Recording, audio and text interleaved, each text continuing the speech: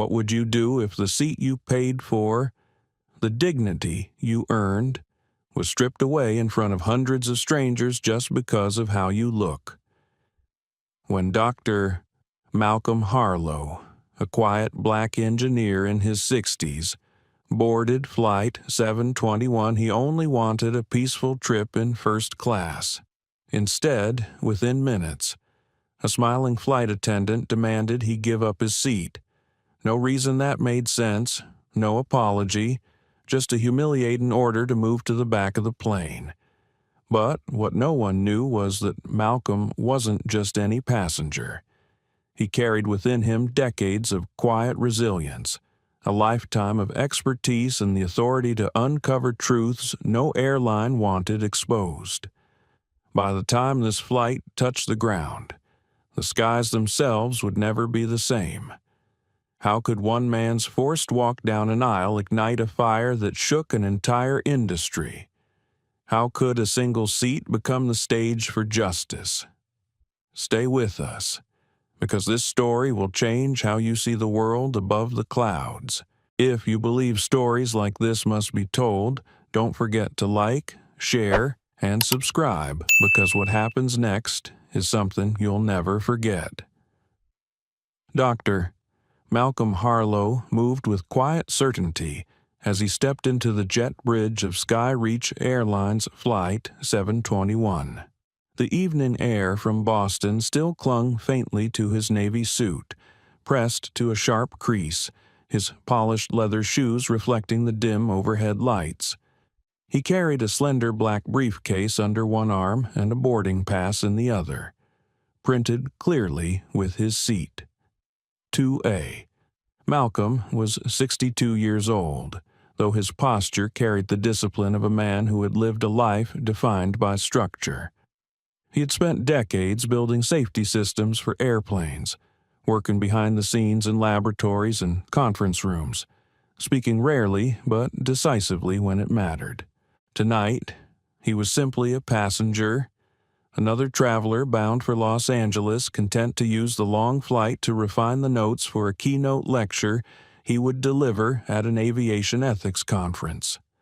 The cabin doors opened with a hiss, and Malcolm stepped onto the soft carpet of first class. A hush lingered in the air, the kind unique to the front of the plane: low voices, clinking glasses, the quiet rustle of newspapers. He adjusted his glasses, offering a polite nod to the flight attendant in the galley. She barely acknowledged him, her eyes fixed on a tablet in her hand. That suited Malcolm fine. He never sought attention. He slid into seat 2A, a window seat bathed in the glow of overhead lighting. He stowed his briefcase neatly, powered on his tablet, and began scrolling through slides of graphs and flight data, lines and curves he had memorized but still perfected with care. For the first time all day, he allowed himself to exhale. The flight would be long, but solitude suited him. It lasted less than 3 minutes. "Excuse me, sir."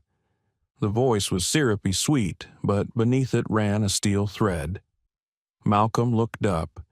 Standing over him was a woman in her 40s, blonde hair wound tightly into a bun that seemed to pull at the edges of her forehead. Her uniform was impeccable, her smile precise, and her name tag read Clara Jennings. "I'll need to see your boarding pass again," she said. Malcolm blinked, momentarily puzzled, but he complied without question.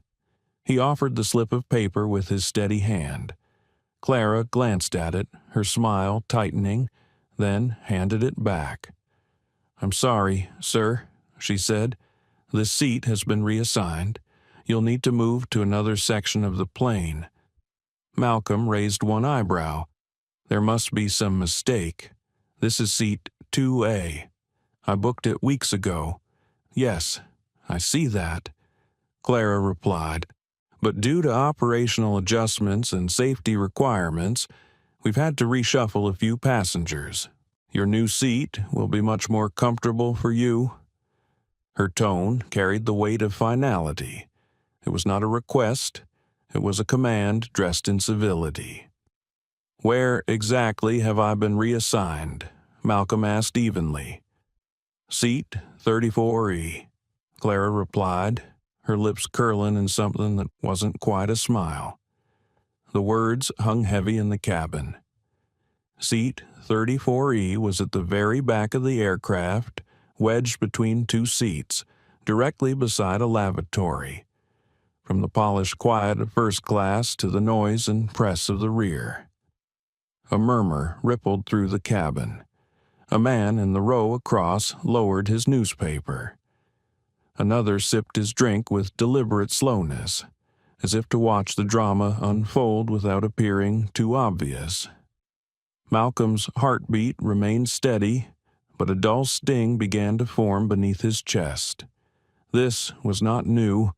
He had felt versions of this sting before in boardrooms, at conferences, in hotels where his presence had been questioned. Yet here it was again, on a plane, wrapped in the language of safety and adjustment. "I see," Malcolm said softly. He gathered his tablet and briefcase with practiced care.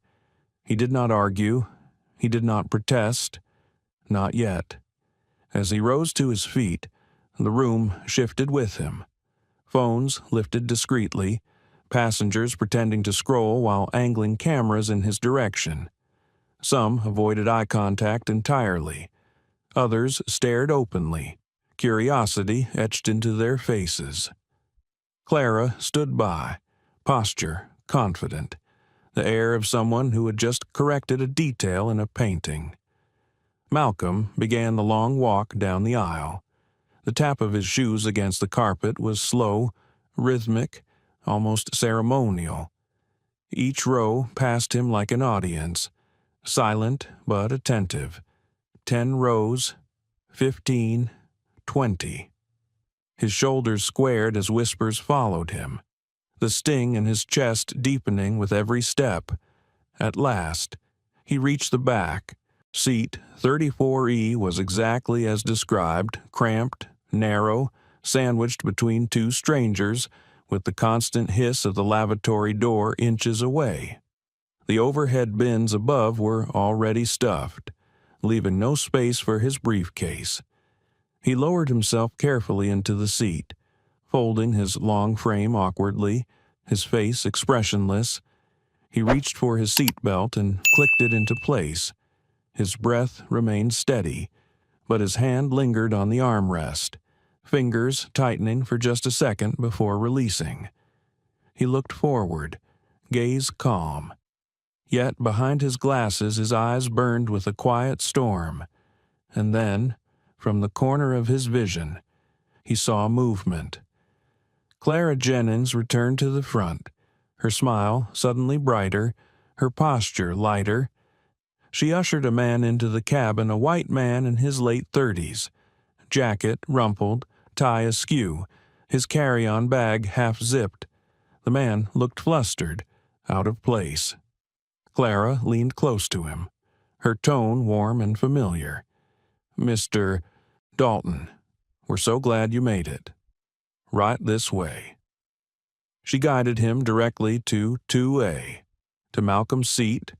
The man collapsed into it with a grateful sigh, accepted a glass of champagne without so much as showing his boarding pass, and began chatting amiably with the passenger beside him.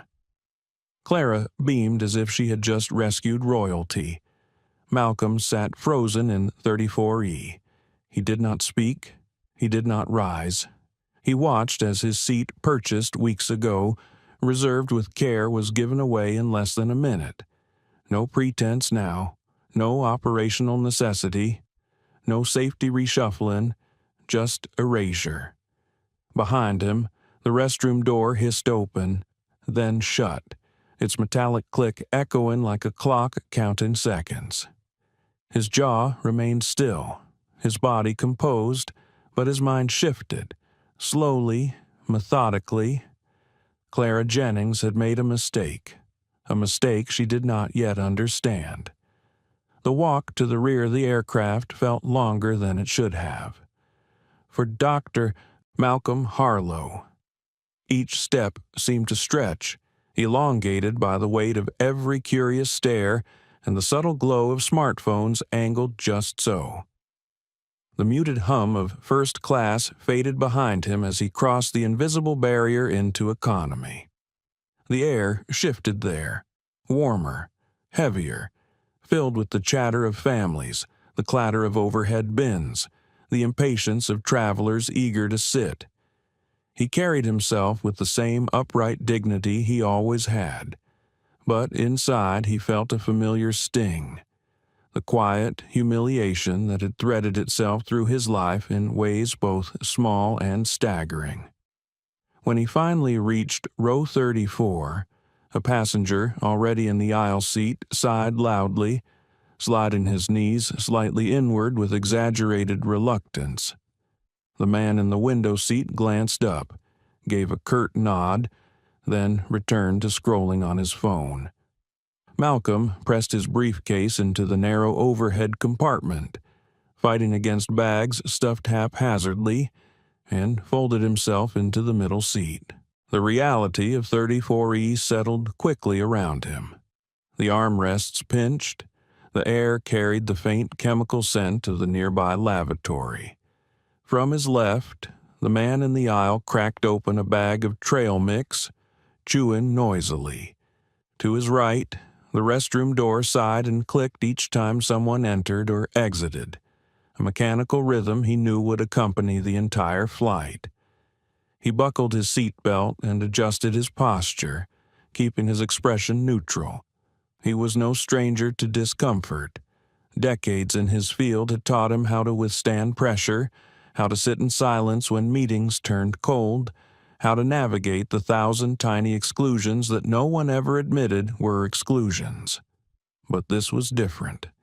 He had not simply been overlooked. He had been removed, reassigned from the seat he had paid for, stripped of the dignity of choice. And then, in the cruelest twist, he had been forced to watch as another man was placed where he had been meant to sit, handed champagne like a prize, while Clara Jennings smiled her perfect, false smile. Malcolm closed his eyes for a moment and breathed deeply. Anger stirred somewhere within, hot and insistent, but he had long ago learned the danger of letting anger take the lead.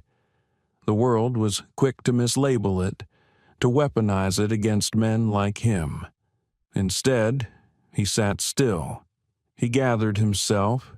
He waited. The minutes passed. Boarding announcements echoed through the cabin, punctuated by the shuffle of bags and the thud of seats clicking upright. Just as Malcolm reached into his pocket for his noise-canceling earbuds, he heard a soft voice at his side. "Excuse me, is this seat taken?" He turned. Standing in the aisle was a young woman, no more than 25. She carried her blazer folded over one arm, her other hand gripping a small tote bag. She had a slim build, dark skin, and high cheekbones that caught the cabin light. Her expression was polite but weary, the look of someone accustomed to long days and short nights. Malcolm shifted slightly, pulling his briefcase tighter to make room. "It's open," he said. "Thank you." She slid gracefully into the middle seat, tucking her blazer into her lap. After a moment, she extended a hand. "Ava Sinclair.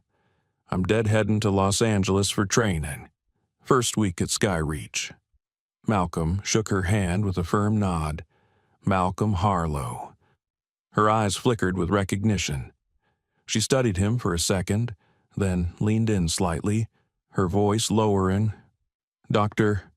Malcolm Harlow. The Malcolm Harlow Aviation Systems." He hesitated, then gave the faintest of smiles. "That's right." Her face lit with awe. "I read your work in grad school. Predictive turbulence modeling, layered safety protocols. You're practically a legend in aviation circles. What are you doing back here? Seat reassignment." Malcolm replied quietly, Apparently, I didn't fit the criteria for 2A. Ava's expression hardened.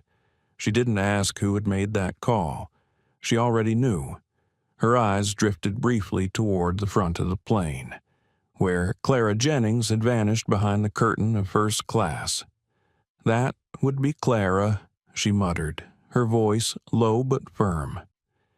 "You know her?" Malcolm asked. "I've seen her work," Ava said. "During orientation, we're told to observe senior staff, Clara's reputation. Well, it speaks louder than the training manuals."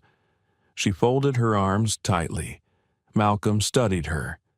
"And what does that reputation say? That this wasn't an accident?"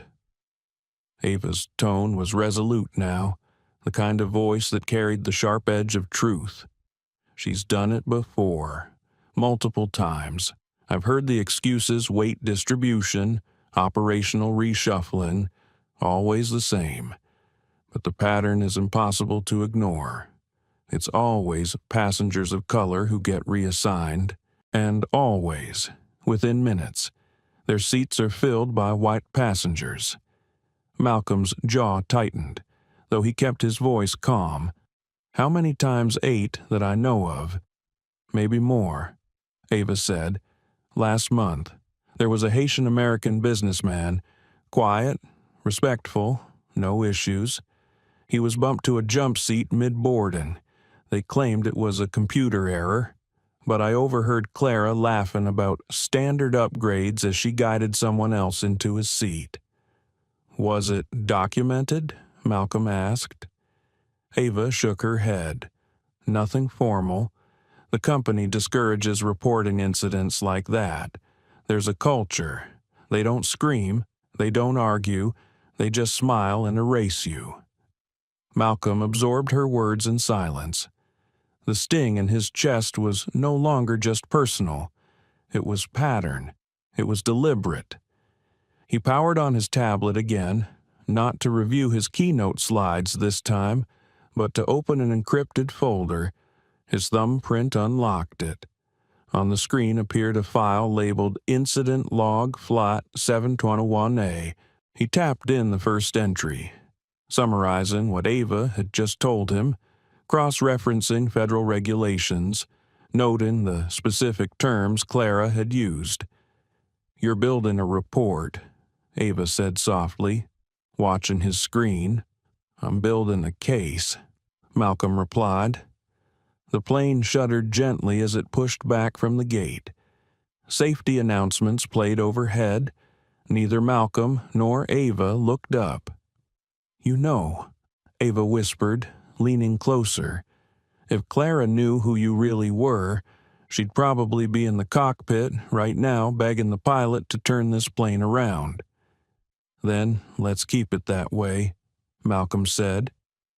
"I'm more useful in silence." She smiled faintly, then reached into her tote bag and pulled out a small notepad, worn at the edges. "I've kept my own records," she said. "Dates, flight numbers, crew rosters, nothing official, just observations. If you want them, they're yours." Malcolm accepted the notepad with solemn gratitude. "They'll help," he said quietly. For the first time since being marched out of 2A, he felt a small measure of reassurance. He was no longer alone. The plane roared as it lifted into the sky, the city lights of Boston shrinking below. In first class, champagne glasses clinked. Behind the curtain, laughter drifted faintly. But in row 34, amid the cramped seats and the hiss of the lavatory door, something else had begun, a quiet resistance. Malcolm sat still, his eyes forward, his posture calm. But behind his glasses, his mind worked quickly, precisely. He knew the system. He knew how to trace patterns, how to build a chain of evidence that could not be denied. And he knew that Clara Jennings had just written herself into a story she could not control. Beside him, Ava Sinclair folded her blazer, straightened in her seat, and gave him a look that was part admiration, part determination. Whatever was coming, they would face it together. The first hour of Flight 721 slipped by in an uneasy rhythm.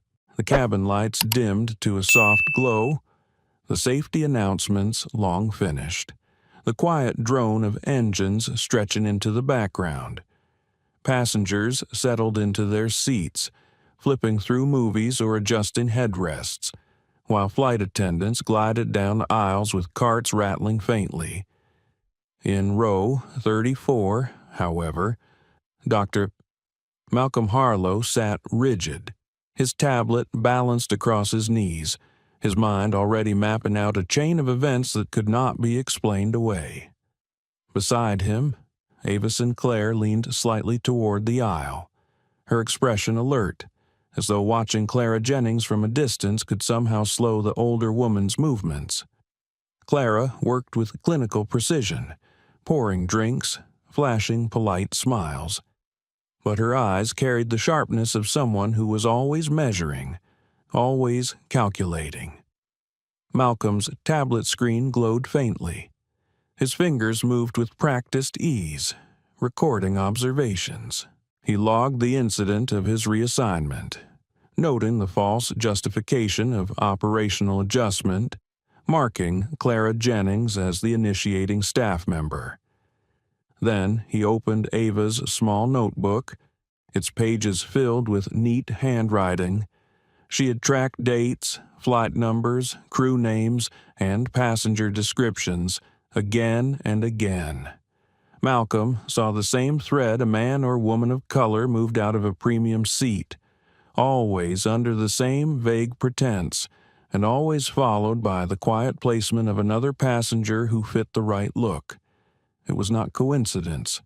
It was choreography. Malcolm sat back for a moment, pressing two fingers against his temple. He thought about his long career, about the endless reports he had written for the FAA, the NTSB, international conferences.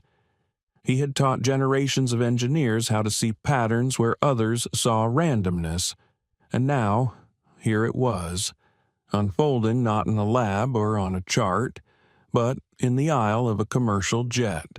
But a voice inside him whispered doubt.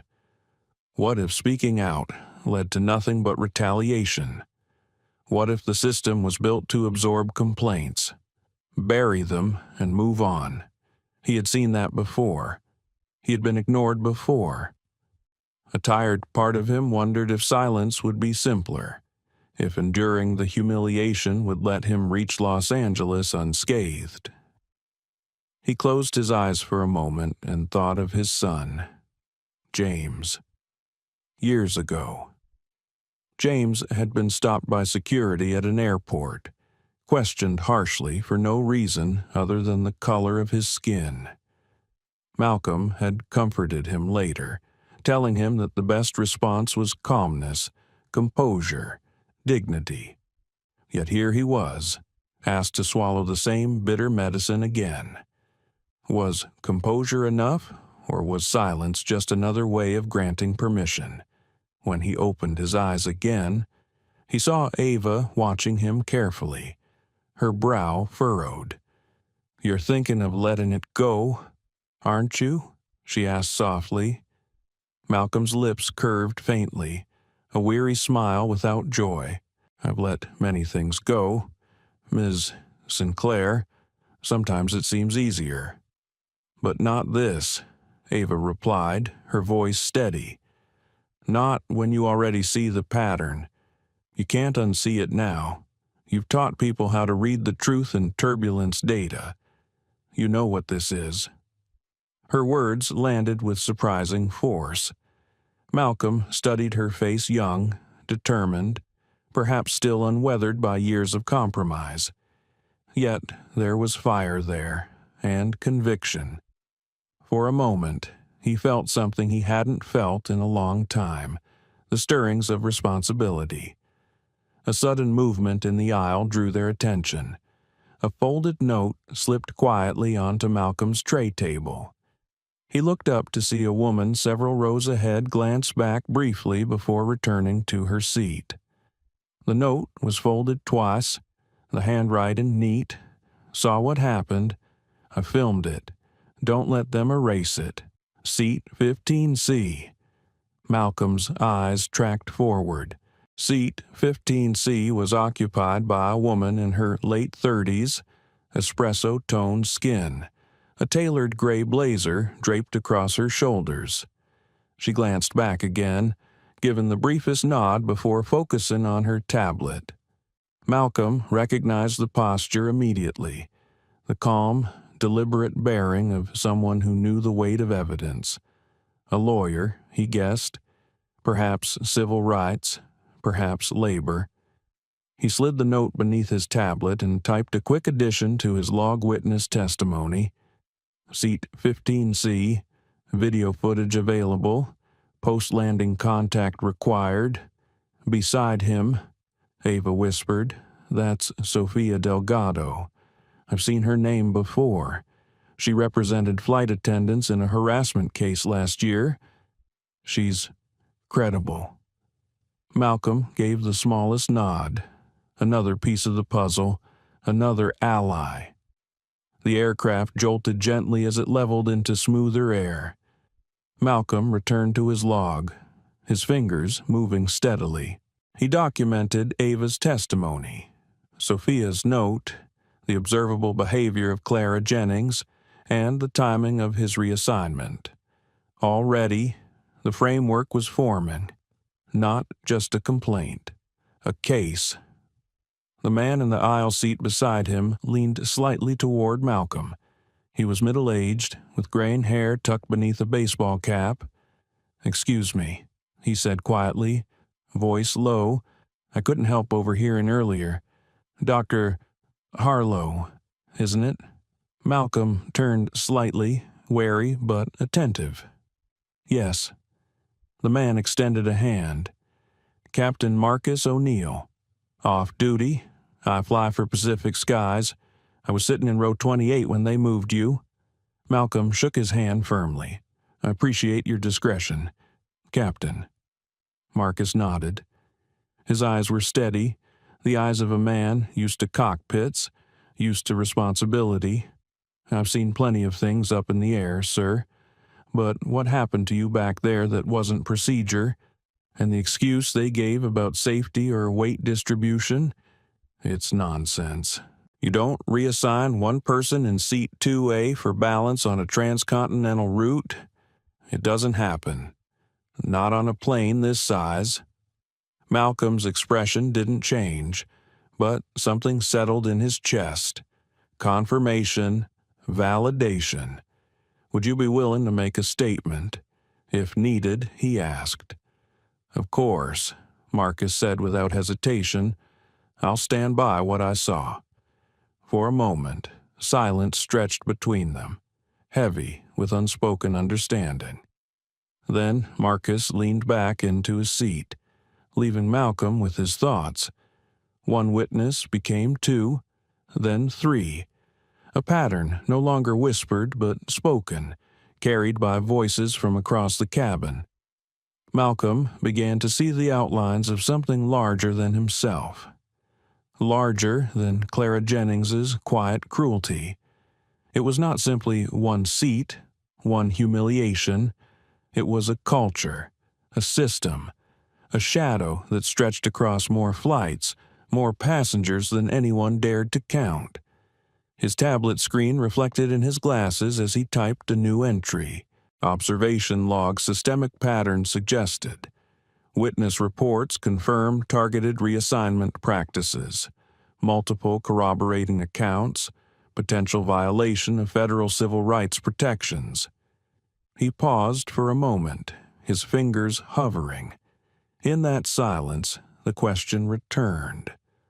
Should he push further? Should he risk the retaliation he knew would come? He was not a young man anymore. He valued his peace. He had earned his rest. Yet the sting in his chest reminded him that peace without justice was only quiet oppression.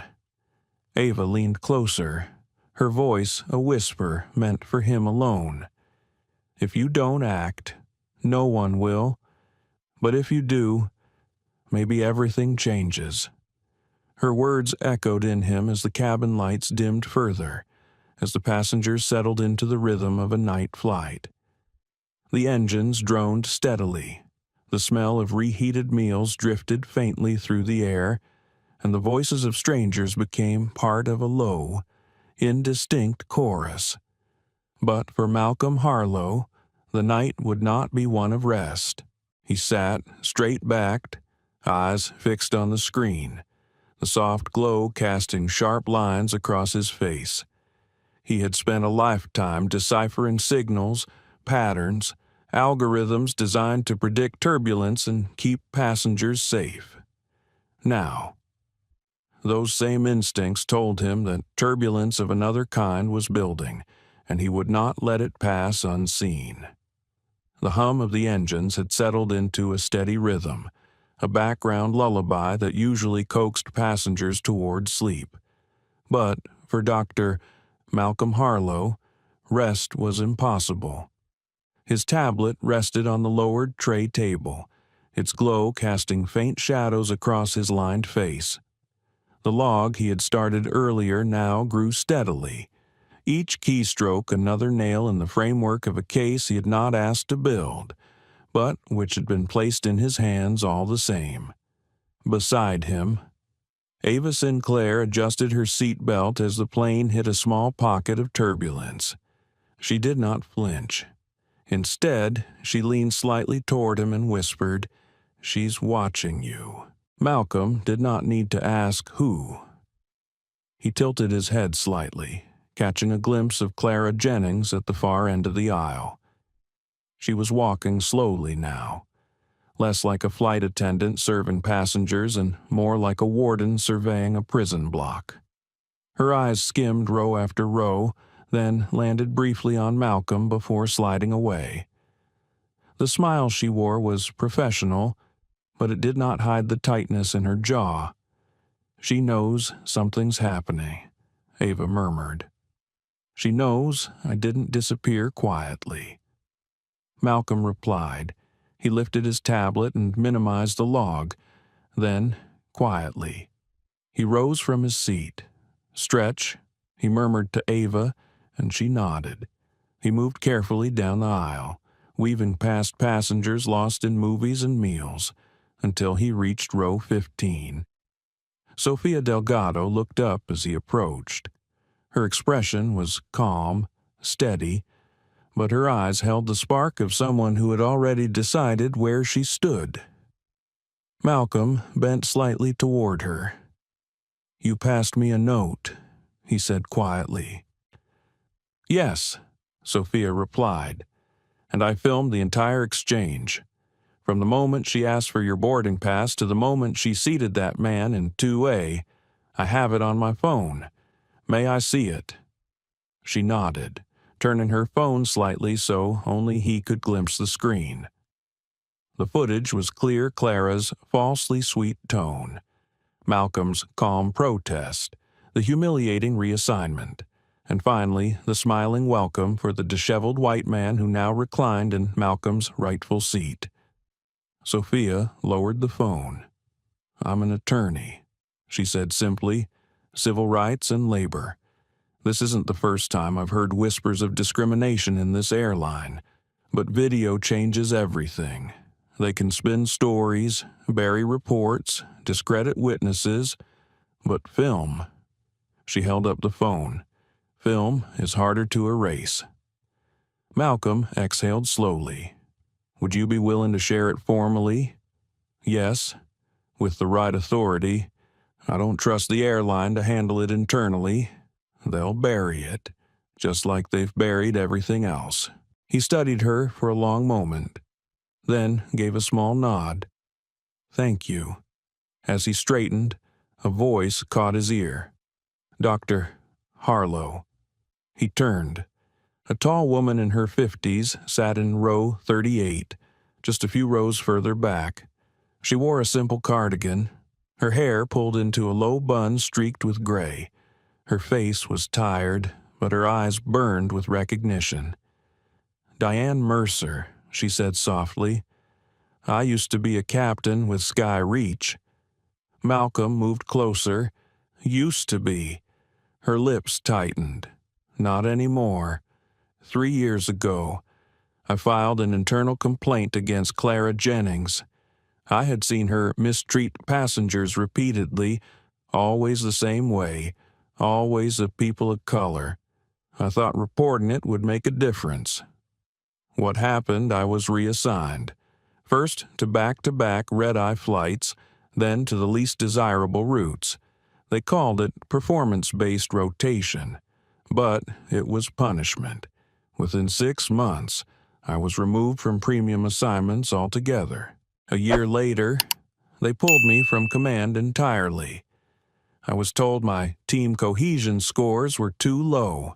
That was the end of my career. The bitterness in her voice was quiet, almost resigned, but the pain underneath was unmistakable. Malcolm felt his chest tighten. "And Clara promoted." Diane replied, "She's been climbing ever since. She has protection." From whom Diane's gaze hardened. Edward Langford, CEO, and her godfather. The name hung between them like a stone. Malcolm had heard it many times in professional circles. Langford was known as a strategist, ruthless in business, the kind of executive who prided himself on efficiency and optics. If Clara was tied directly to him, this was not simply her arrogance, it was systemic. "Would you testify?" Malcolm asked carefully. Diane gave a hollow laugh. "I lost everything once, but seeing you drag down that aisle today, yes, I'll testify. Someone has to." He inclined his head in respect. "Your voice may be the one that breaks this open." She shook her head. "It should never have taken this long." Malcolm returned slowly to his seat, his mind heavy with the weight of each new revelation. Ava looked at him expectantly as he sat. "Well," she asked. "3 witnesses," he replied softly, "all credible, all with stories that confirm the same pattern, and all willing to stand up." Ava's lips pressed into a firm line. "That's more than a pattern. That's evidence." Malcolm powered his tablet back on. His fingers moved rapidly across the screen, entering testimony, attaching observations, annotating each with federal code citations. The log now stretched into pages discriminatory reassignment, retaliation against staff, fabricated justifications, corroborating video evidence, credible witnesses. He paused once more, letting his hands fall to his lap. For a moment, silence pressed against him. His mind drifted to memories of long nights in research labs, the hum of machines, the glow of monitors. He had always believed his work would keep passengers safe from turbulence, from faulty equipment, from the cold indifference of physics.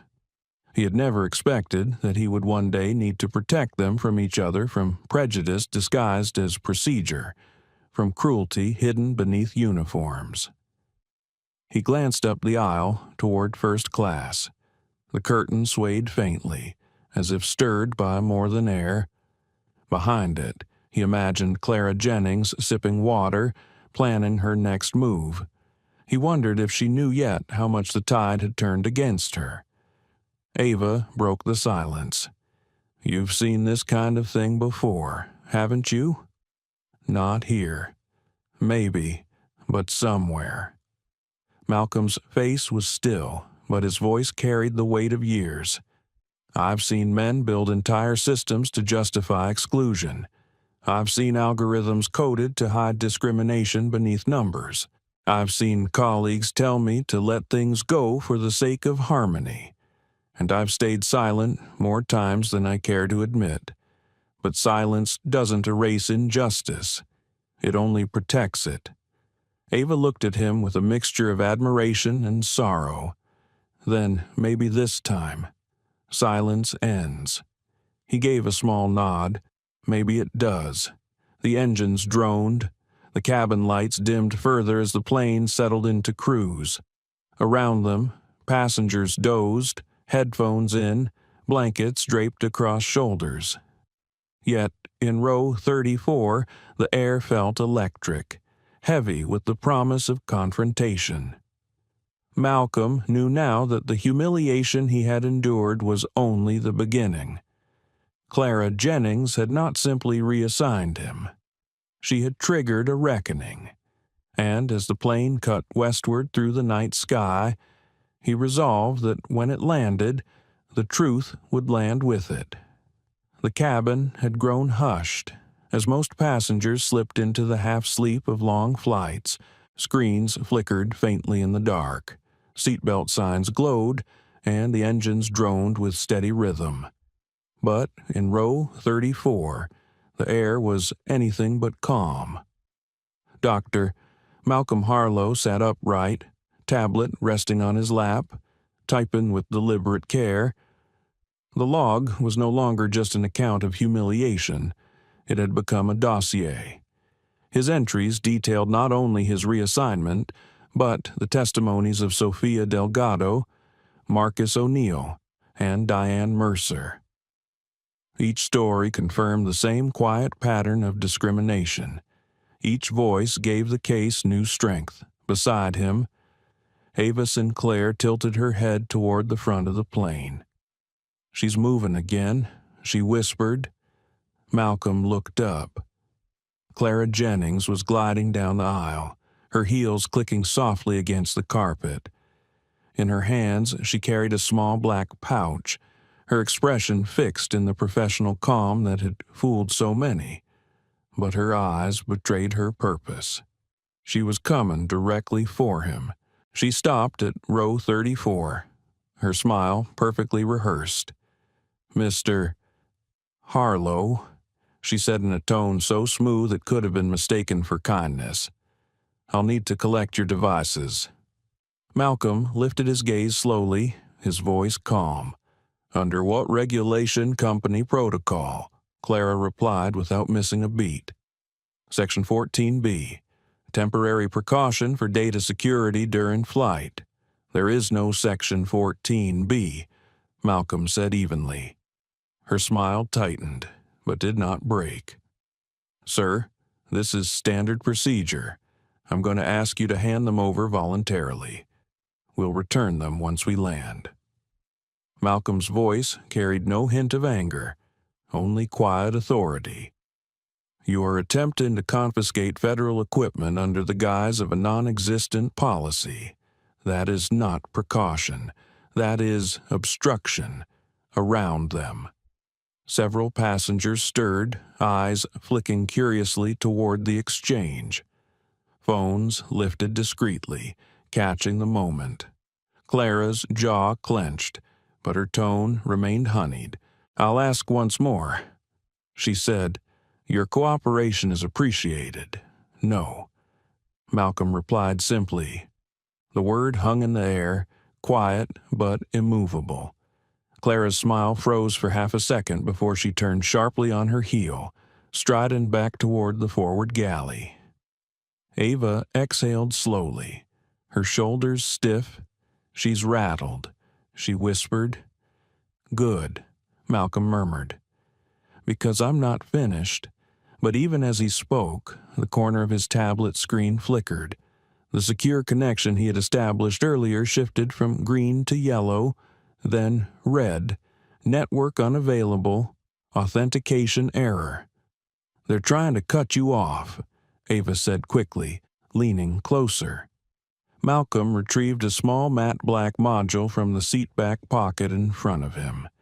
It blinked faintly, green but weaker now. "Not trying," he said softly. "They've revoked my device's signature from the crew's internal network. They're targeting me specifically." Ava's eyes widened. "Can they do that?" "Technically, yes. Legally, no." The tablet cycled through alternate connections. Each attempt failed. For a moment, silence pressed heavy against them. Then Malcolm reached calmly into his bag and pulled out a second device, smaller than the first, shaped like a compact cylinder. He twisted its top once. A soft blue light pulsed. Immediately, the tablet reconnected, not through the plane's Wi-Fi, but through a satellite tether routed via an emergency beacon frequency, invisible to the crew, untraceable, new channel active, Malcolm said quietly. Ava's lips curved into the faintest grin. Nice trick, not a trick, Malcolm corrected. Contingency protocol. With renewed focus, he resumed uploading his log entries. Each violation, each testimony, each photograph of safety oversights flowed into a secure FAA server. But now he added one more entry: attempted interference with federal equipment. Subject Clara Jennings, unauthorized confiscation effort, targeted network revocation. Minutes later, the intercom crackled to life. Clara's voice rang smooth and calm across the cabin. Ladies and gentlemen, due to updated federal regulations concerning mid-flight data security, photography and video recording are restricted for the remainder of this flight. This is to ensure the safety of our crew and protect passengers from unauthorized surveillance. We appreciate your cooperation.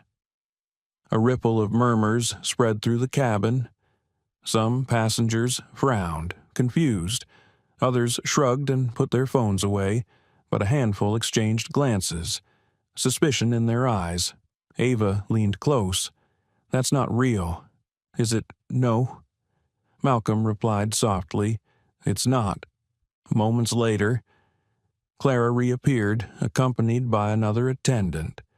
Her voice was quieter now, directed solely at him. We've been informed of unauthorized electronic interference aboard this aircraft. For security, I'll need you to power down and surrender your devices. Malcolm turned his head, meeting her gaze with quiet steel. Ms. Jennings, I am operating under full compliance with Federal Aviation Regulation 91.8. I am obligated to report observed violations of passenger treatment and in-flight safety procedures. I am fulfilling my legal responsibility. For the first time, Clara's expression cracked. Her pupils narrowed, her lips pressed thin. She turned sharply and walked back toward the galley, her steps faster now, less graceful. Passengers nearby exchanged hushed whispers. A man across the aisle leaned to his companion. She tried to take his tablet. Another muttered, "That's not procedure." Ava touched Malcolm's arm gently. "She's losing control." Malcolm gave a small nod. "And that makes her dangerous." He sent another encrypted update. Interference attempt escalated. Crew issuing false announcements. Anticipate retaliation. The engines hummed steadily as the aircraft cut through the night sky. Around them, passengers dozed, but beneath that surface calm, a storm had begun to build. Clara Jennings had made her move.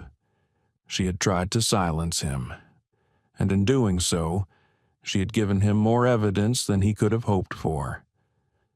Malcolm sat back, folding his hands over the tablet. His breathing was slow, controlled. Inside, however, he felt the quiet fire of resolve. He had been humiliated, dismissed, stripped of his dignity in front of strangers. But now, those same strangers were watching Clara. They had heard her lies. They had seen her attempt to erase him. And soon, they would know the truth. Ava's voice was almost a whisper. She doesn't know it yet, but she's already lost. Malcolm turned his gaze forward, toward the curtain that divided economy from first class. She hasn't realized the one mistake she made, he said softly. What mistake? Ava asked. She chose the wrong passenger. The engines roared gently, steady and endless, carrying Flight 721 westward. But for Malcolm Harlow, the course of the flight had already shifted. Clara Jennings's attempt to silence him had only given him the microphone he needed. And this time, he would not put it down. The minutes after Clara's failed attempt to seize Malcolm's devices stretched heavy with tension. She had retreated to the galley, but her shadow seemed to linger, pressing against row 34 like a weight. Ava Sinclair sat rigid, her eyes on him, as if bracing for what she already sensed was coming next. The cabin lights dimmed further. Most passengers appeared settled, lost in films, books, or uneasy rest. Yet under the quiet hum of the engines, the atmosphere carried a new unease. Whispers traveled row to row, passengers murmuring about the announcement Clara had made, about her demand for Malcolm's devices.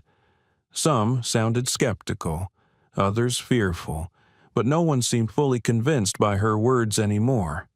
Then, the intercom crackled. A male voice filled the cabin, calm and steady. "Ladies and gentlemen, this is your captain speaking. Due to a minor technical concern, we'll be making a precautionary stop in Phoenix to assess the situation. We appreciate your patience and cooperation. Flight attendants, prepare the cabin for descent." Ava's head snapped toward Malcolm, her expression sharp. "That's not routine," she whispered. "No," Malcolm said, his voice low, steady. "It's retaliation." His mind worked quickly, processing every detail. Clara had failed to strip him of his devices, failed to silence his documentation. Now she was escalating the situation. By framing him as a security risk or by manufacturing a technical excuse, she had convinced the captain to divert the flight, and, once they landed, he would be met not by understanding, but by waiting security agents briefed with her version of events. Ava's voice trembled with anger. "She told him you were dangerous. She's setting you up." Malcolm's jaw tightened, but his composure held. "Then we'll make sure the truth lands before she does." He retrieved his backup tablet, a secondary device reserved for emergency operations, one he had hoped he would never need to use. Its matte surface gleamed faintly in the low light. He powered it on, and the screen lit with a soft red icon pulsing in the corner. Silent alert. Tier 3 protocol available. He selected the option. A prompt appeared, requesting confirmation. Activate Field Protocol 9.7. Aircraft safety threat. Immediate triage requested. His thumb pressed yes. The screen opened to a secure dialog box. His fingers moved steadily across the keyboard, his voice quiet as he narrated for Ava's benefit. Atlas Air Flight 721 in-flight interference with federal documentation. Suspected abuse of authority by lead attendant. Attempted device seizure. Unauthorized network revocation. False security announcement issued. Diversion in progress under pretense. Request NTSB observation team on ground in Phoenix. He signed the message Deputy Director Malcolm Harlow, National Transportation Safety Board. He pressed send. The signal encrypted, bounced between satellites, tunneled into the NTSB's secure system. Somewhere. A phone buzzed, a duty officer's screen lit, and the wheels of a much larger system began to turn. Ava watched, her hands clasped tightly together. "You just called them in. They'll be waiting on the tarmac," Malcolm said quietly. The plane dipped slightly as it began its descent. Around them, passengers stirred, puzzled. A woman across the aisle asked her neighbor if something was wrong. A man behind them muttered about being late for a connection. Confusion buzzed through the rows like static. Then Clara appeared again, her voice pitched to carry just far enough. "We apologize for the inconvenience," she announced smoothly, pausing by row 34. "One of our guests has unfortunately violated in-flight conduct policies. For everyone's safety, we're making a brief stop to resolve the issue before continuing on." Her eyes flicked toward Malcolm as she spoke. Her smile never faltered. Gasps rippled nearby. A passenger frowned. Wait, what violation? Another leaned into the aisle. "Who are they talking about?" Clara raised her hand gently. "I'm not at liberty to discuss details. Everything is under control." Malcolm remained silent, his hands folded on his lap. Ava leaned close, her voice tight. "She's painting you as a threat." "Yes," he murmured, "but she doesn't know she's already out of control." He tapped the tablet once more. "Sending an update. Descent initiated. Public pretext established. Security boarding expected. Request NTSB confirmation." Within minutes, a reply appeared on his screen, encrypted, unmistakable, Field Unit Phoenix. Response confirmed. NTSB observers en route to gate. FAA notified. Hold position. Signed, Inspector Regina Sterling. Malcolm exhaled slowly. Relief flickered across his face, though it was tempered by the storm ahead. "They'll be there," he whispered. The aircraft descended steadily, lights of Phoenix sprawling across the horizon below. Passengers pressed faces to windows, confusion deepening. Why were they landing? What had happened? Rumors buzzed louder now, carried by hushed voices. The wheels touched down with a jolt. Instead of rolling toward the main terminal, the plane veered sharply, taxiing toward a remote section of the tarmac where service vehicles idled. Beyond them, 3 black SUVs rolled into position. Clara's smile was taut now, triumphant. She passed row 34, leaning just close enough for Malcolm to hear. "You'll be escorted from the plane," she whispered, "and you won't be flying anywhere else tonight." Malcolm lifted his gaze to meet hers, his expression calm, his voice steady. "On the contrary, Ms. Jennings, tonight, I am exactly where I am supposed to be." Her face stiffened, her confidence faltering just a fraction. She turned away quickly, striding toward the front of the plane. Moments later, the cabin door opened. Cold desert air rushed in, sharp against the warmth of the cabin. A set of portable stairs rattled into place. Security officers boarded, their navy uniforms crisp, their postures rigid, hands resting near their belts. The lead officer stopped near Malcolm's row. "Sir," he said firmly, "please gather your belongings and come with us. We've been informed of a potential onboard security violation involving unauthorized electronic activity." The passengers around them froze. Whispers rose in a sudden swell. All eyes turned toward Malcolm, the quiet man who had been moved from first class, now the focus of official scrutiny. Phones lifted, cameras clicked. Ava's breath caught. "They're really doing it," she whispered.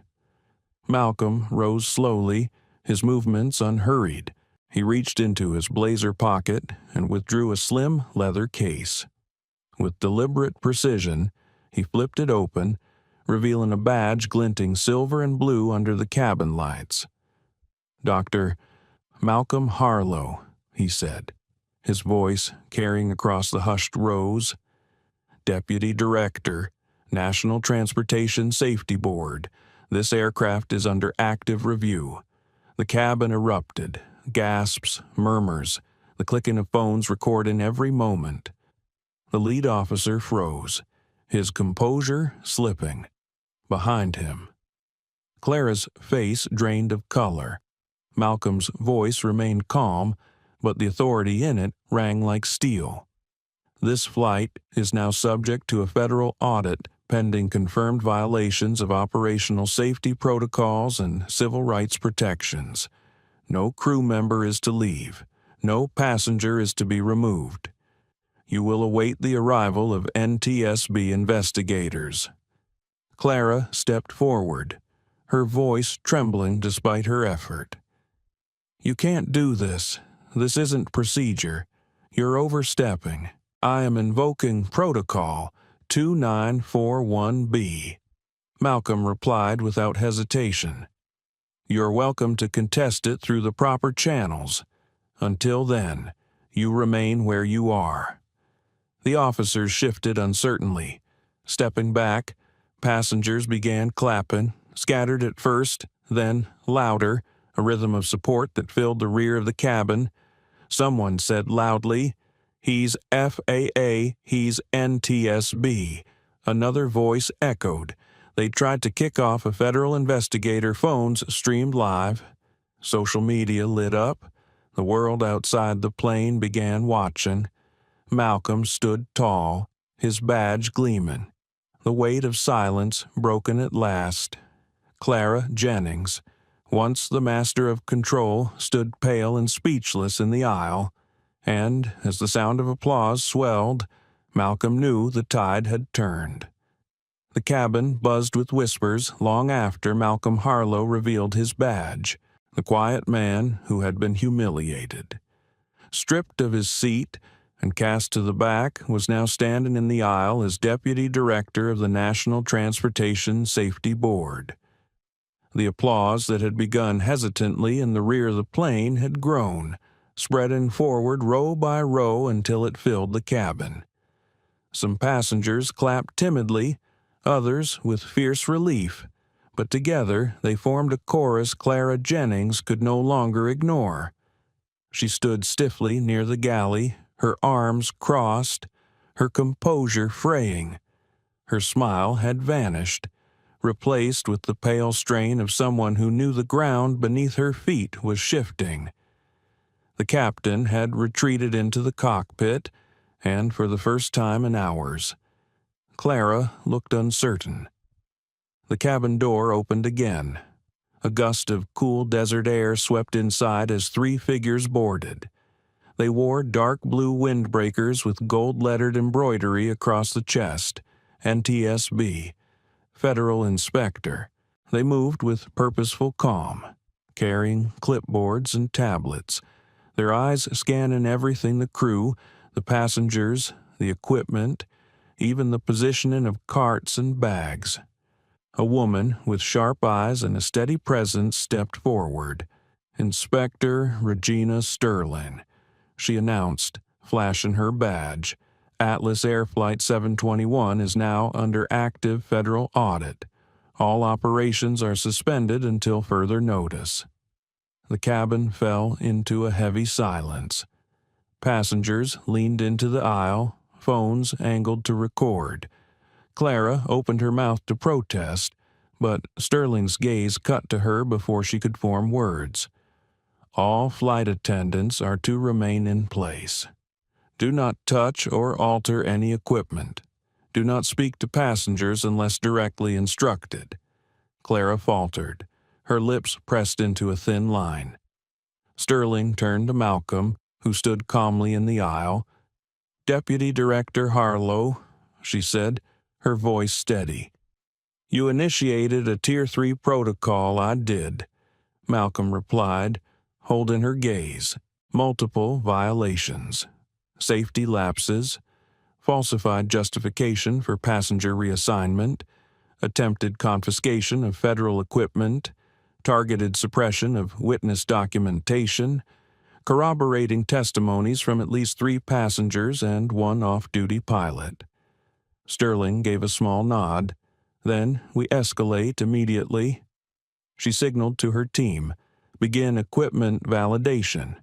Passenger interviews first, then crew logs. The inspectors dispersed with quiet efficiency. One crouched by row 30, removing the fire extinguisher and scanning its barcode. "Expired," she said crisply, "6 weeks overdue." Another opened an overhead compartment in the galley, revealing oxygen masks sealed in plastic. 2 of the seals had been tampered with, retaped crudely. A third inspector moved toward the emergency exit row, measuring the space obstructed by crew luggage. Reduced clearance by 18 inches, she reported, violation of federal code. Murmurs rose among the passengers. Some shook their heads in disbelief. Others filmed openly, narrating what they were seeing.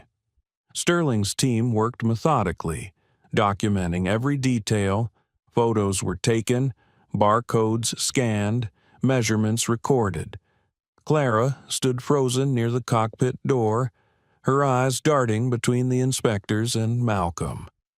The confident authority she had wielded so easily earlier now crumbled under the weight of federal oversight. An older attendant, a black woman in her 50s, stepped forward hesitantly. Her name tag read Riley. Her voice trembled, but it carried weight. "I need to say something." Sterling turned toward her. "Go ahead." "I've worked here 22 years, Riley said, her eyes fixed on Clara. "I filed an incident alert about her 3 years ago. I thought reporting it through the internal system would be enough, but the report disappeared, and I was pulled from international routes the next quarter." A hush fell over the cabin. Riley's hands shook slightly as she continued. "I didn't think she'd escalate like this. I didn't think she'd be so bold, so public, but she has protection. That's why nothing stuck." "Who protects her?" Sterling asked evenly. Riley's gaze dropped. Edward Langford, the CEO. The name hung heavy in the air. Some passengers gasped. Others muttered curses under their breath. Sterling noted the statement without hesitation. Retaliation, suppressed complaint, protected conduct. She turned to Clara. "Step aside. You are now subject to individual review." Clara's throat worked, but no words came. Her silence was louder than any denial. Meanwhile, another inspector emerged holding a clipboard. 6 maintenance logs altered. He reported, handwriting inconsistencies, whiteout corrections, fault codes signed off without digital stamps, confirmed forgery. Sterling's expression hardened. "Forgery is criminal." She turned back toward Malcolm. "You logged this, I did. 3 hours ago. Passengers were no longer whispering. They were talking openly now. Outrage spilling into the air. "They put us on this plane with expired equipment," one man exclaimed. A woman near the middle rows shook her head, and they wanted to throw him off for catching it. Phones streamed the scene live. Already, hashtags spread across social platforms. Flight 721, grounded by truth. Malcolm sat back for a moment, his tablet still in his lap. He felt the weight of years pressing on him, but also something new momentum. For so long, silence had allowed prejudice to masquerade as policy, cruelty to wear the mask of procedure. But now, under the fluorescent glow of the cabin, silence was breaking. Ava leaned close, her voice fierce. "You've given them the master key. She can't hide anymore." Malcolm's gaze drifted toward Clara. She stood pale and rigid, her hands clasped tightly in front of her like a child caught in a lie too deep to escape. He held her eyes for a moment, not with triumph, but with the steady clarity of truth. "This was never just about one seat," Malcolm said softly, more to himself than anyone else. "It's about a system." Sterling moved closer.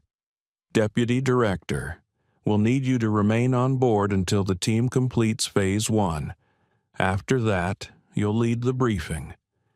Malcolm gave a small nod. Understood. The inspectors continued their sweep, peeling back layers of neglect and manipulation, and with each discovery, the passengers' disbelief shifted into anger, their sympathy into solidarity. For years, Clara Jennings had wielded quiet power, moving people like pieces on a board, erasing voices with a smile. But tonight, on this plane, under this scrutiny, her power was gone, and in its place, something larger had begun to rise. The cabin had become something more than a flight. It was a courtroom, a stage, and a reckoning all at once. Inspectors moved swiftly up and down the aisle, documenting everything with meticulous detail. The passengers no longer whispered. They openly discussed what they had seen. Phones streamed, messages spread, and the name Malcolm Harlow was no longer a secret shared only among aviation circles. It was becoming a banner of resistance. Yet Malcolm's focus was not on the passengers, nor even Clara, who now sat silent on a jump seat, her hands clasped, her complexion ashen. His eyes were fixed on his tablet. Clara's attempt to disable his connection earlier had backfired. In her effort to blind him, she had exposed a hidden pathway into the airline's internal systems. He leaned forward, his fingers gliding with practiced precision. The screen filled with directories, coded subroutines, and archived logs. It was the digital skeleton of Atlas Air's operations. On the surface, harmless maintenance records, seating manifests, crew assignments, but deeper, buried under layers of encryption, Malcolm found something else. A folder labeled OPE Seat V3.2. His chest tightened. The name meant nothing to the average eye, but to someone like Malcolm, it was a red flag. OPI was corporate shorthand for optimal passenger integration. He opened the folder, and lines of documentation filled the screen. At first glance, it appeared sterile, technical, passenger distribution models, conflict reduction matrices, but the deeper he read, the clearer the truth became. Visual conformity, cabin harmony, premium space integrity. Each phrase was corporate camouflage for something far darker. Algorithms weren't just assigning seats based on efficiency. They were classifying passengers based on appearance, ethnicity, even perceived socioeconomic status. A quiet system of exclusion coded into the very backbone of the airline's technology. Ava leaned in, her voice hushed. "What is it?" Malcolm's lips pressed into a thin line. "They've built a system that decides who looks like they belong." She blinked. "You mean yes?" Malcolm cut in gently. "This isn't just Clara's prejudice. It's institutionalized, automated." He scrolled further. A section labeled Passenger Classification Matrix glowed on the screen. Categories scrolled past HDP High Disruption Probability, NCA Non-Conforming Appearance, PCTR Premium Cabin Tension Risk. Each flag was attached to passenger profiles, often triggered by data points as superficial as last names, travel histories, or even facial scans from check-in kiosks. Ava's face tightened, her eyes narrowing with fury. They coded racism into the system. Malcolm nodded grimly, coded it, trained it, and then gave it to people like Clara to enforce. A chill ran through him as he opened the administrator logs. Each time the system had flagged a passenger, someone had manually approved or overridden the recommendation. He scrolled through the signatures. One name repeated itself often. Jennings, C. Clara Jennings. But then another caught his eye. Langford, E. Edward Langford, the CEO, Malcolm exhaled slowly, the weight of revelation pressing against him. Clara hadn't just been a rogue employee protected by corporate power. She had been the executioner of an executive mandate. Passengers around him noticed the glow of the screen, the intensity in his expression. Taylor Rodriguez, seated in 15C, leaned forward. "What did you find?" Malcolm hesitated. This was evidence too explosive to reveal recklessly, but transparency mattered more than secrecy now. He tilted the tablet slightly so she could see. Taylor's face hardened as she read the words aloud, her voice steady, carrying over the murmur of the cabin. Visual conformity enhancement. Maintain optical harmony in premium spaces. The cabin erupted in murmurs, outrage sharp and unfiltered. Someone muttered, "That's segregation in a suit." Another said bitterly, "We paid for tickets, not to be profiled." Phones tilted closer, recording the screen. Hashtags flared online. Clara stiffened from her seat near the cockpit, her voice breaking for the first time. "That's confidential company data. You have no right, Sterling," the lead inspector cut her off sharply. "Quiet, Ms. Jennings. You've said enough." Malcolm didn't look up. He kept scrolling, searching for the route. At last, he found an approval tag at the bottom of the file. Signed, E. Langford, Executive Authorization, Final Deployment. He read the line twice, then closed his eyes briefly. There it is. What Ava asked. The smoking gun. Malcolm said quietly, "This wasn't her invention. This came from the top." The inspectors gathered quickly as Malcolm transmitted the file to their tablets. Sterling's jaw clenched as she read, "Passenger classification based on appearance. Authorized by Edward Langford himself." She looked to her team. "Document, duplicate, secure. This moves from audit to criminal." Passengers cheered quietly, clapping in solidarity.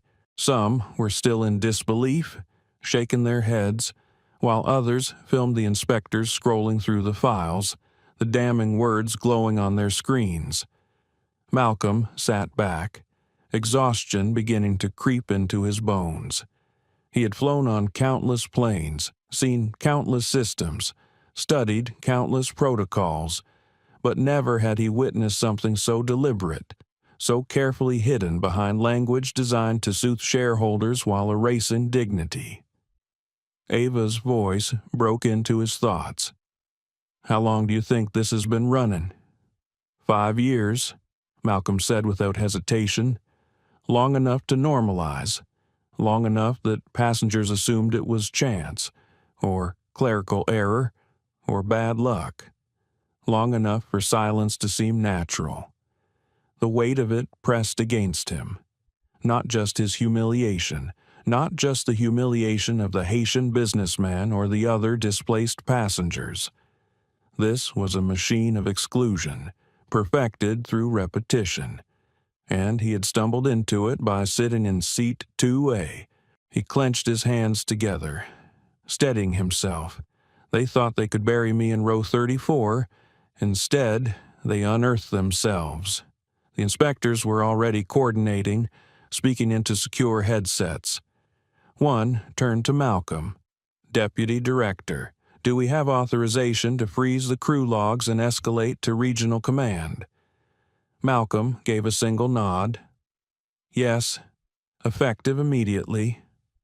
Sterling moved toward Clara. "Ms. Jennings, you are relieved of duty. Do not attempt to leave this aircraft. Federal charges are pending." Clara's face flushed, her lips trembling as she finally broke. "I was following orders." Sterling's eyes narrowed. "Then, you'll have a chance to explain that to a federal judge." The cabin was alive with murmurs, but Malcolm's mind was already elsewhere. This wasn't over, not even close. He had evidence. Yes. But Edward Langford hadn't built this system to crumble at the first sign of exposure. There would be pressure, denial, settlements, attempts to paint it all as a misunderstanding. He had been in Washington long enough to know how systems defended themselves, but this time, the passengers had seen it too.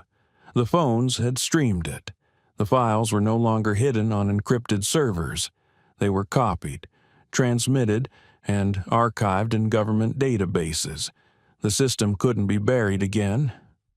Malcolm closed his tablet gently, his reflection faint in the dark glass.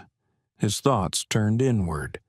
For decades, he had tried to reform from within, writing regulations, pushing audits, filing reports, and yet here he was, on a plane, not in a hearing room, not in an office, watching ordinary people bear witness to what he had been fighting all along. He felt both weary and alive, as though every quiet battle of his career had brought him to this very seat. Ava touched his arm lightly.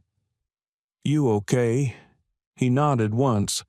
"I've been preparing for this fight my whole life. I just didn't expect it to start at 30,000 feet. Outside, the desert sky burned with the last traces of twilight. Inside, truth burned brighter. The cabin had settled into a strange quiet, not calm, but charged, like the heavy stillness before a thunderstorm breaks.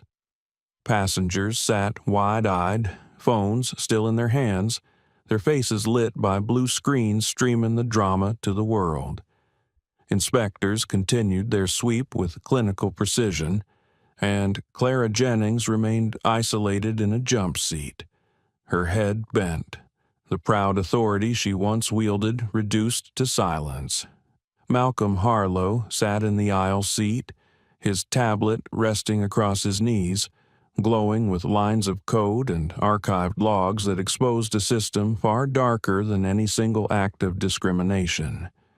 He had gathered enough to trigger a federal reckoning: tampered equipment, falsified records, discriminatory algorithms signed at the executive level.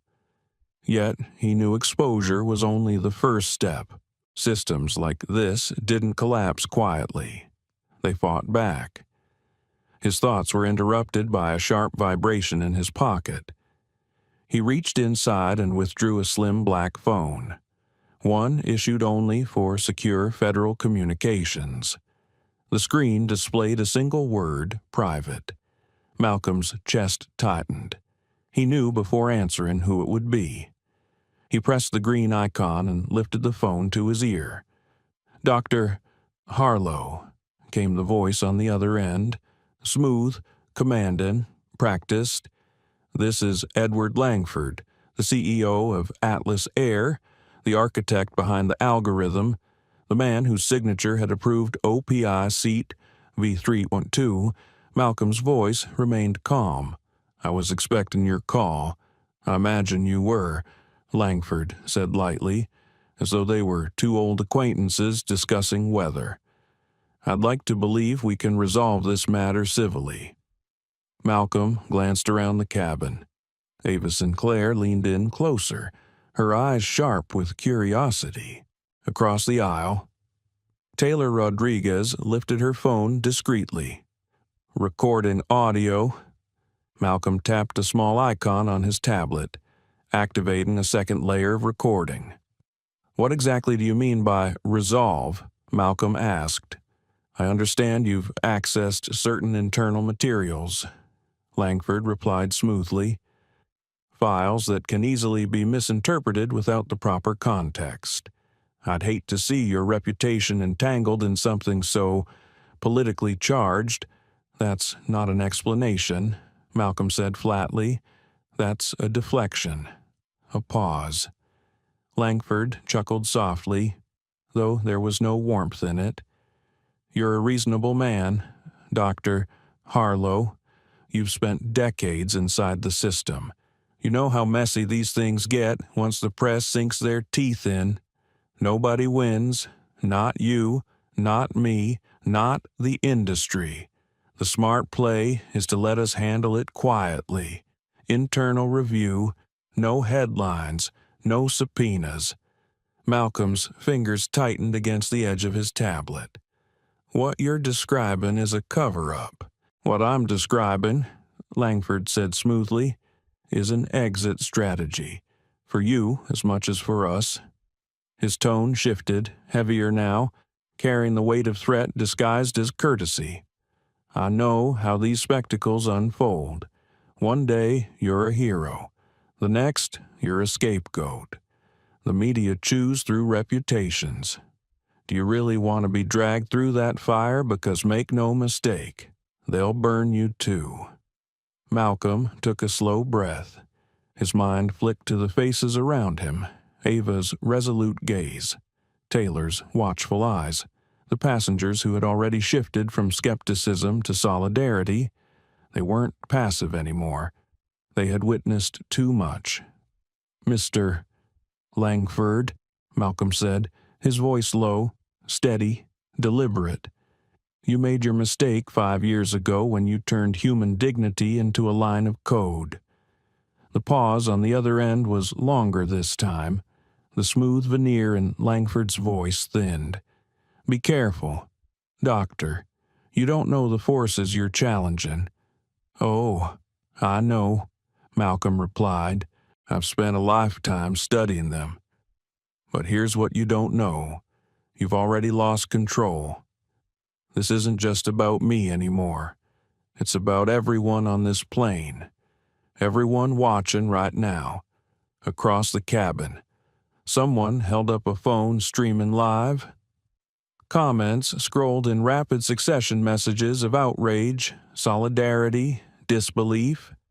Malcolm knew Langford could see the numbers, the trending hashtags, the thousands of eyes locked on Flight 721. You think you're bigger than us. Langford's voice sharpened now, no longer a velvet threat but cold steel. You think a single flight can dismantle a system we've built for years.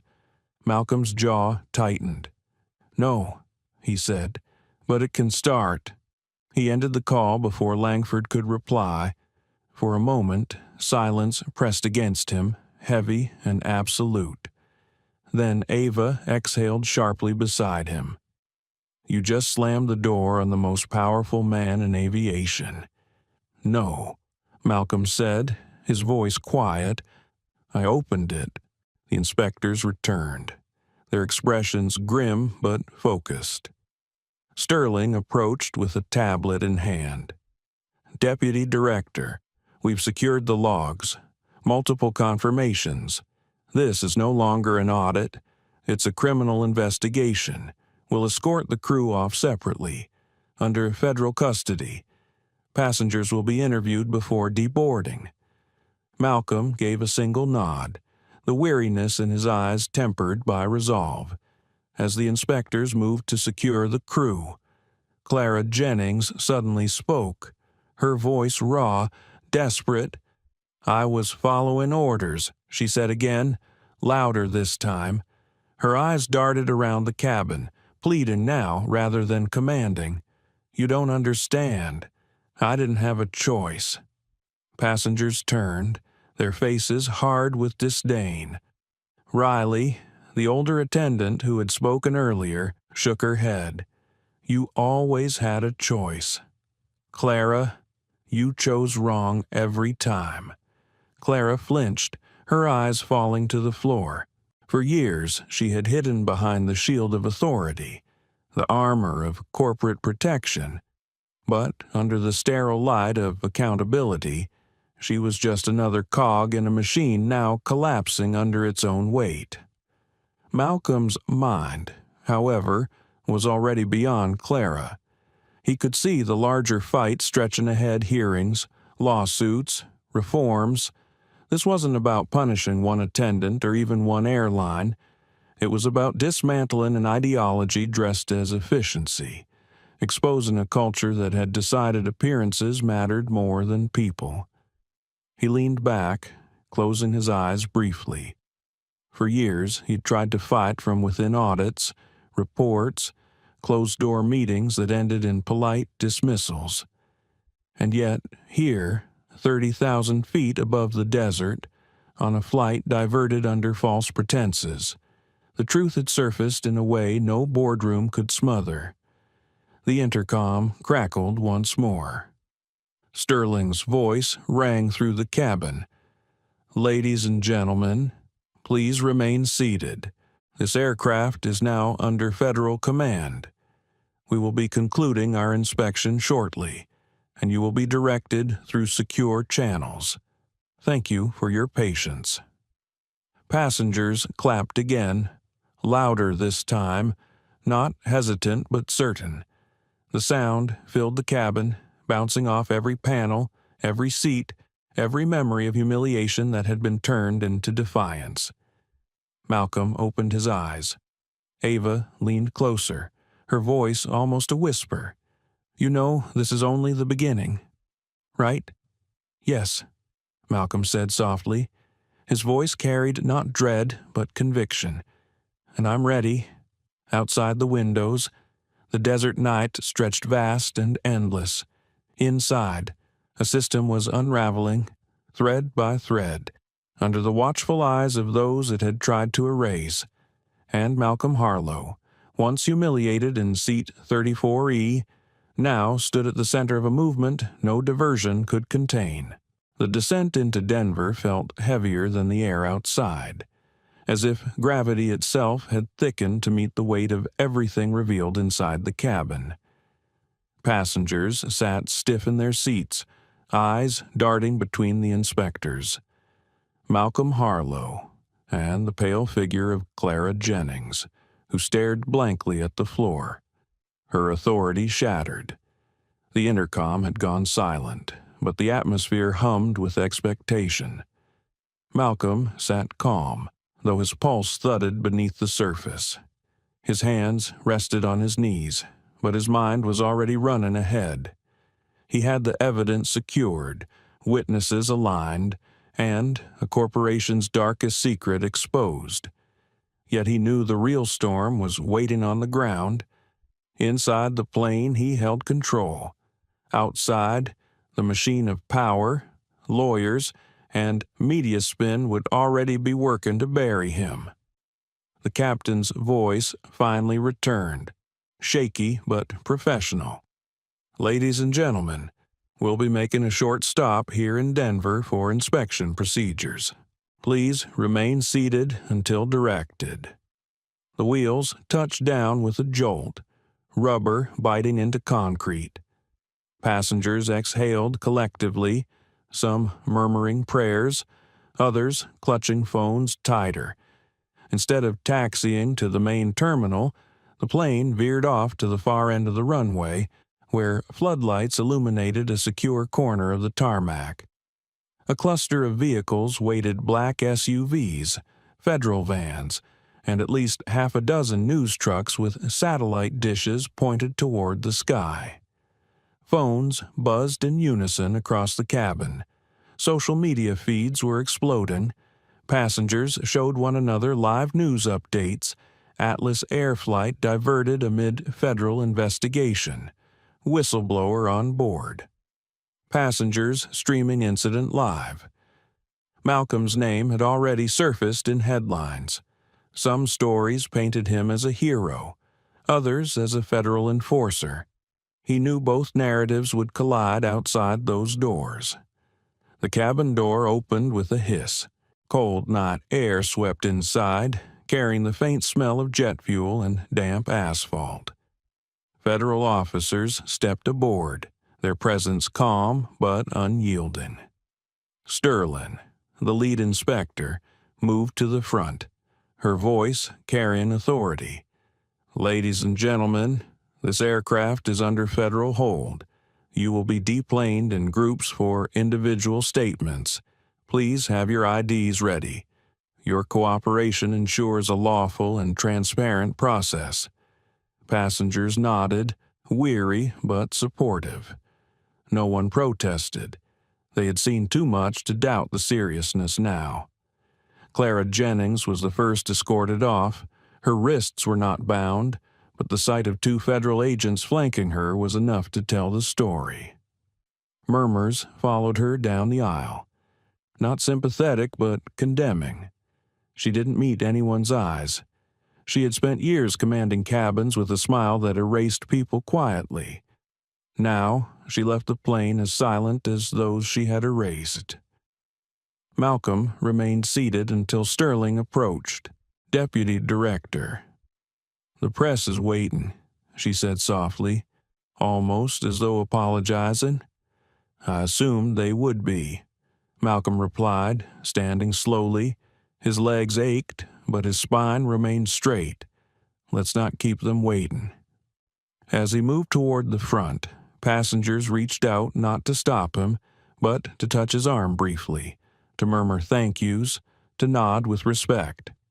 It wasn't fanfare, but it was solidarity. Ava walked beside him, her expression proud yet worried. Taylor followed close, her phone still recording, determined to preserve the truth no matter how the media spun it. The stairs clanged beneath his shoes as Malcolm descended into the floodlights. Cameras clicked instantly, a barrage of flashes illuminating his face. Reporters shouted over one another, their voices a jumble of demands. "Dr. Harlow, were you targeted because of your race? Is Atlas Air using discriminatory algorithms? Are you grounding the airline tonight? Will the CEO face charges?" The questions came like blows, each one sharp, each one hungry.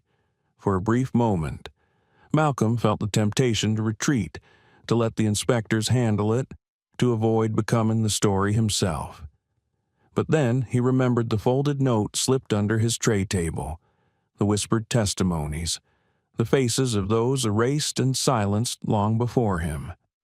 He couldn't retreat, not now. He stepped to the portable podium set up near the SUVs, adjusted the microphone, and looked directly into the sea of cameras. His voice was steady, deliberate, carrying into the night. "My name is Dr. Malcolm Harlow. I serve as Deputy Director of the National Transportation Safety Board. Tonight, what began as a personal humiliation has revealed something far larger. This flight exposed systemic violations of safety, integrity, and human dignity." The crowd hushed. Reporters lowered their voices, pens poised, cameras live. In the course of one flight, Malcolm continued, "We uncovered expired safety equipment, falsified maintenance records, and retaliatory crew practices. More critically, we discovered the existence of a system designed to quietly remove passengers deemed non-conforming to premium cabin standards. This system did not emerge by accident. It was authorized and deployed at the executive level." Gasps rippled across the press line. Microphones stretched forward. Malcolm clicked a remote. Behind him, a portable screen lit up, displaying the document. Ava had helped him uncover the training manual with the coded language: maintain optical harmony, preserve brand integrity, visual conformity enhancement.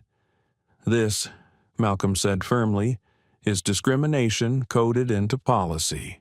It is prejudice written into procedure, and it ends tonight."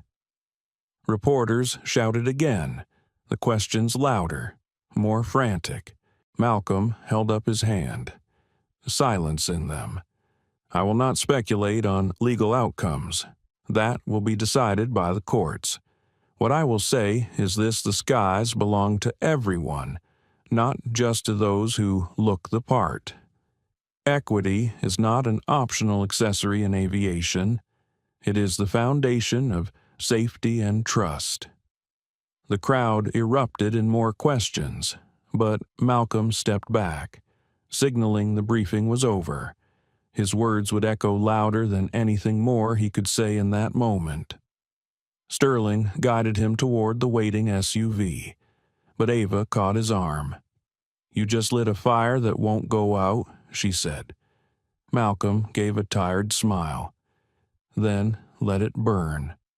As they drove from the tarmac, Malcolm watched the floodlights recede, his reflection faint in the SUV window.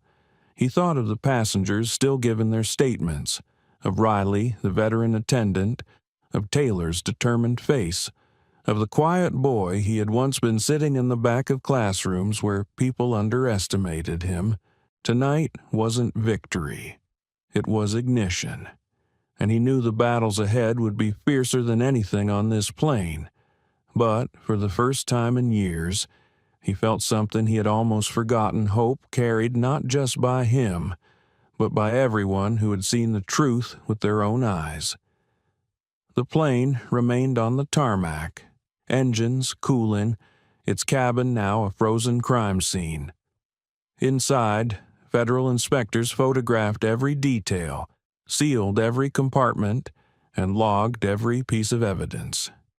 The corporate shield of Atlas Air had cracked, and through it poured the light of accountability. Malcolm leaned back against the seat, closed his eyes, and whispered to himself, this was only the beginning. 1 week later, the marble steps of the United States Capitol gleamed under the pale morning sun. The building seemed to loom higher than ever, its white columns stark against the blue sky. A line of cameras stretched down the steps, reporters calling Malcolm Harlow's name as he approached the entrance. He walked slowly, his navy suit pressed, his briefcase tucked under one arm. Ava Sinclair walked a step behind him, her trainee's badge now pinned proudly to her jacket. Taylor Rodriguez carried folders of statements from passengers, and just behind them, Captain Layla Monroe, once silenced. Now, standing tall again, strode with a quiet confidence. They were no longer passengers or bystanders. They were witnesses, advocates, allies. Inside, the Senate hearing chamber buzzed with anticipation. Journalists lined the walls, their pens poised. Television cameras turned to catch every movement. Senators filled the semicircle of leather chairs, their expressions ranging from solemn to curious to predatory. At the center sat Senator Gloria Hernandez, chair of the Transportation Committee. Her dark eyes swept the chamber as she adjusted her microphone. "We are here today," she began, "to investigate not only the violations uncovered aboard Atlas Air Flight 721, but the deeper systemic failures, both technological and ethical, that made them possible." She turned toward Malcolm. "Dr. Harlow, you may begin." Malcolm rose, adjusted his glasses, and stepped to the microphone. His voice was calm, steady, carrying through the room, "Madam Chair, members of the committee, thank you." What occurred aboard Flight 721 was not an isolated error, nor a misunderstanding. It was the exposure of a system deliberately designed to profile, exclude, and erase. He opened his briefcase, pulling out a stack of documents and a tablet. "We documented expired safety equipment, falsified maintenance logs, and retaliatory crew practices. But the most alarming discovery was an algorithm OPI seat V3.2 approved at the executive level.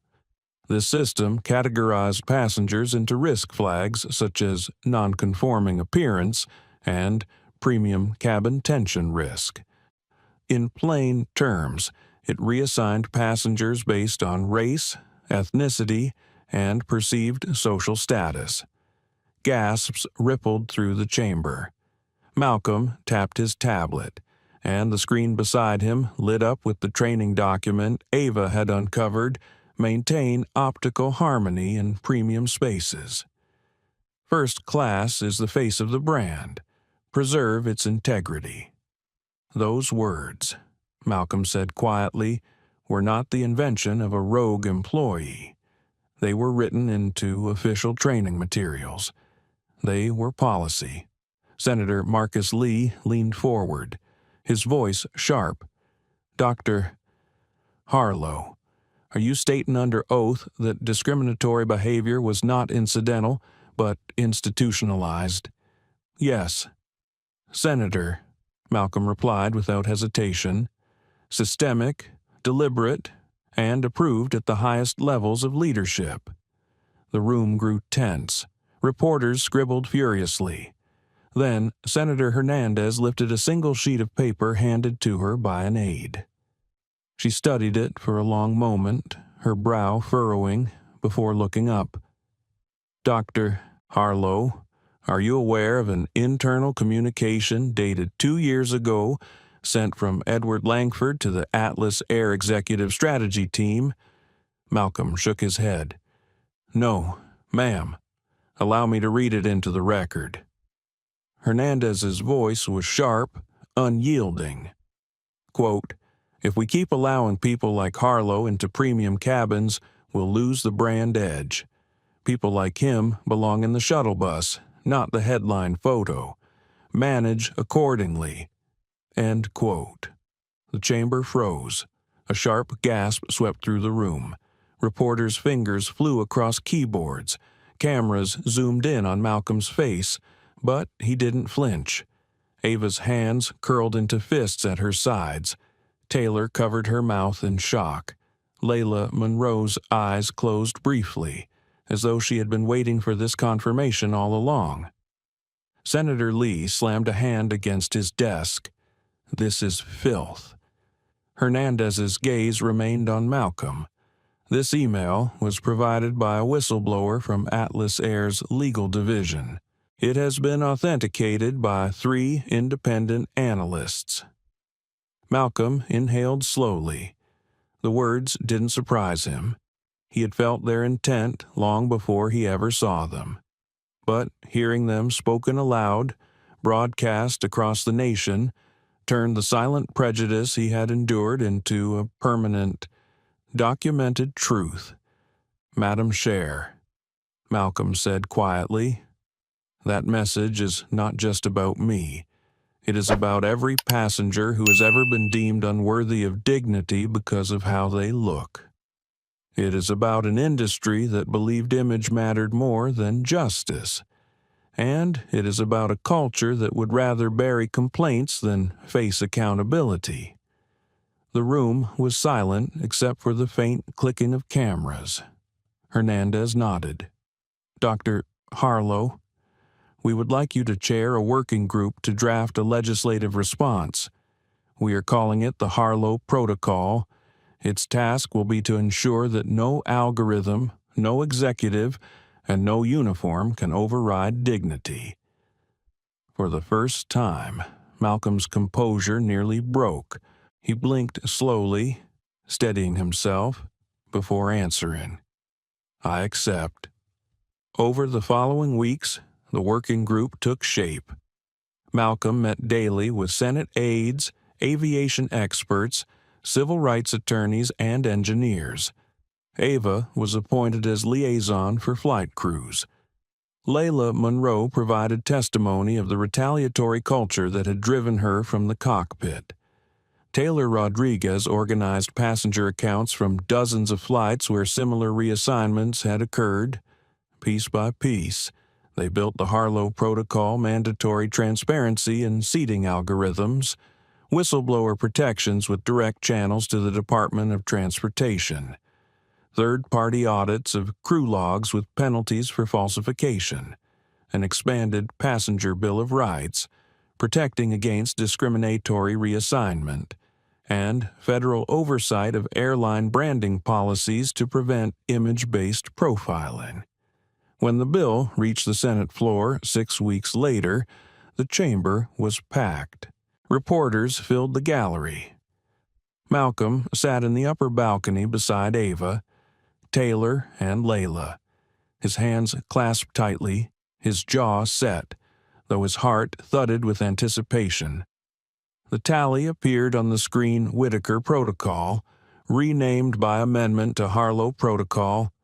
Yes, 100. No, 0. Unanimous.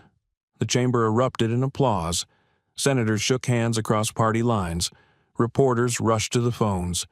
Ava gripped Malcolm's hand tightly, her voice breaking. "You did it." Malcolm shook his head softly. "No, we did." That night, long after the vote. Malcolm walked alone through the Capitol Rotunda.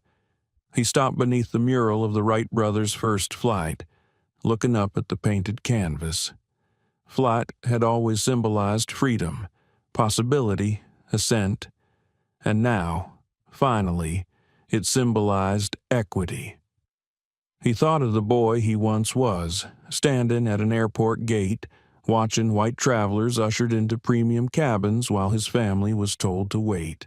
He thought of seat 34E, the humiliation Clara Jennings had tried to bury him with, and he thought of the voices that had risen beside him, Ava, Taylor, Layla, Riley, the passengers who clapped in defiance. The Harlow Protocol would not erase history, but it would shape the future. And, for the first time, Malcolm allowed himself to believe that when passengers boarded a plane tomorrow, the only thing determining their seat would be the ticket in their hand, not the color of their skin. 1 year later, the airport terminal in Washington, DQC buzzed with a different kind of energy. Screens displayed headlines not about scandals, but about progress. Harlow Protocol marks first anniversary. Airlines worldwide adopt equity standards. Atlas Air assets liquidated after criminal convictions. The once proud company that had dominated the skies for decades was now a cautionary tale. Its logo stripped from Gates. Its name reduced to a case study in corruption. Dr. Malcolm Harlow walked through the terminal slowly, a slim leather briefcase in hand. He looked older, perhaps, but stronger too. His presence marked not just by dignity but by quiet recognition. Passengers glanced at him, some whispering, others offering grateful smiles. A young woman in a Delta uniform stopped him briefly, her eyes bright. "Sir, I studied your hearings in training. Thank you. You made it possible for me to believe I belong here." Malcolm gave a small nod, warmth in his eyes. "You do belong here. Always have." At the gate, the sign above the jet bridge read, "Equijet Flight 417 nonstop to San Francisco." The name alone carried weight. Equijet, one of several new carriers born in the aftermath of the Harlow Protocol, prided itself on equity as much as efficiency. Its livery bore no corporate gloss of superiority, just a simple motto painted near the cockpit: "The sky belongs to everyone." The gate agent scanned his boarding pass and smiled. "Welcome aboard, Dr. Harlow." As Malcolm stepped onto the jet bridge, memories washed over him. The sound of Clara Jennings' voice telling him to move, the hush of passengers watching him walk to 34E, the humiliation of the back row, but also the applause that had followed when he revealed his badge, the look in Ava's eyes when the Senate passed the protocol unanimously. The small boy who had once asked him if he was scared, he had been, but staying silent had been scarier. Inside the plane, the difference was immediate. The crew greeted him warmly, their faces a reflection of the world, different shades, different ages, different stories, all working together without hierarchy of worth. At the forward galley, a black male flight attendant and a Latina junior purser laughed softly with an older white crew chief. Inclusion wasn't a performance here. It was the culture. From the cockpit emerged the captain, a woman in her late 40s with sharp eyes and calm presence. Dr. Harlow, she asked, extending a hand. I'm Captain May Nakamura. We met once in Seattle, at an aviation ethics conference. You spoke about blind spots and cockpit communication protocols. Malcolm smiled faintly, shaking her hand. I remember.